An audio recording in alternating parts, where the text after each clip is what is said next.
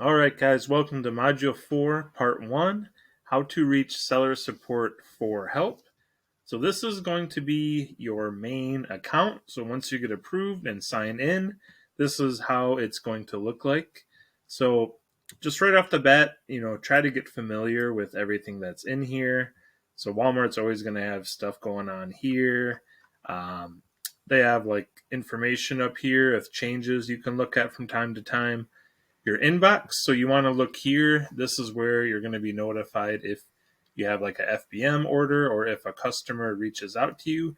You can also set it up to link with your email, and I highly recommend doing that so that you don't miss a connection from them. And these are notifications. It'll be the same thing if you get an order or anything, you'll get a notification there. But I recommend going through this as there's just so much to kind of look at here. But really, this is kind of your main hub. Items, this is where you're going to go to add items on hold. I haven't messed around with that or that. And price, I just updated under there. Order management, this is where you can see what gets ordered, and you'll be going here for FBM. And if you want to see what WFS orders has shipped, you can go here. Analytics, this is nice to see like how you're doing, how you're selling, what's selling. It's all that data is there. And WFS, so this may not appear for you right away when you open your account. At least when I applied, I had to apply for this, or you have to answer a few questions for them to let you get this. So that might be the case for you, might not be, but this is where you're going to start a WFS shipment, and you would just simply go to shipments and go from there. And I'll cover that in another module. And they do have apps for Walmart, and this is where you would find those like a Repricer or things like that. But now in this module, though, we're going to go over how to get help from seller support. So I use seller support for, everything, especially in the beginning, because there's so many confusing things happening. And one thing you'll learn too with Walmart, it can be a little bit buggy at times. So stuff like you're going to add an item and it's not going to appear in your inventory for some reason, and you'll keep trying to do it. So sometimes you got to reach out to seller support just because, it's a little buggy. But so how you're going to do it, you just simply go to the help button here. And so if you have an open case, so it opens cases kind of like Amazon, you would click your case history. But if you have a new, like you want to reach them out about something new, you click that, and it's going to bring you to this page here. And all you would do is just figure out like what your issue was. So if it's something about your account, something about orders, something about items and inventory. So it tries to answer the question for you before you reach out to their support.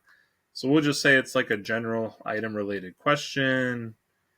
Shipping overrides error, sure.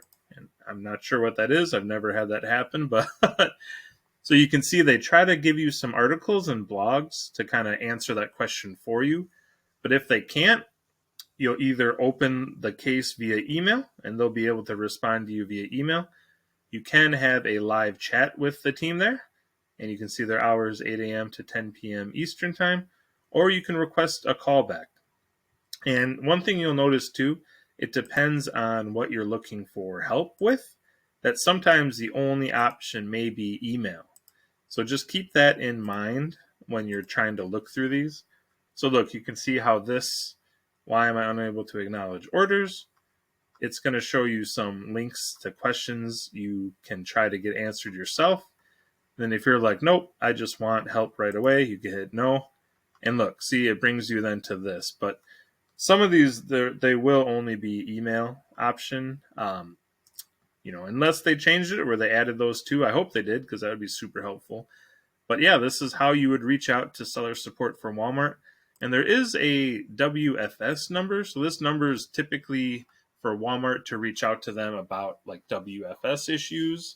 But I've called that number before just to get some help on something else. And they are more than happy to help me with that other issue, or at least even open a case for me over the phone if they couldn't answer my question. So keep this number handy too, as that's a way to directly call them. And another thing too, you can go over like FAQs. So try to see if maybe your issue is in here. In my cases, that's just like the other link. It's going to keep all of your cases from when you reached out to them will be in that little guide there. And guides, this is just, again, some more information as far as what to do to help. But for the most part, it's going to make you try to go through that, and then you can get a callback or a chat and kind of go from there. So hope this section was helpful and that they'll be able to help you guys kind of get going through the marketplace whenever you have some issues.